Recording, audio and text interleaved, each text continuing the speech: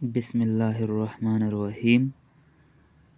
عائشہ رضی اللہ تعالی عنہ بیان کرتی ہے کہ رسول اللہ صلی اللہ علیہ وسلم کسی کام کو چھوڑ دیتے، حالانکہ آپ صلی اللہ علیہ وسلم کو اس کا کرنا پسند تھا، اس خیال سے کہ دوسرے لوگ بھی اس پر آپ کو دیکھ کر عمل شروع کر دیں اور اس طرح وہ کام ان پر فرض ہو جائے۔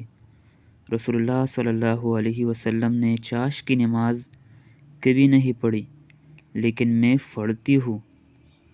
رسول اکرم صلی اللہ علیہ وسلم نے ارشاد فرمایا، تم میں سے کوئی شخص اس وقت تک مومن نہیں ہو سکتا جب تک میں اس کی نظر میں اس کے باپ، اس کے بیٹے اور تمام لوگوں سے زیادہ محبوب نہ ہو جاؤ۔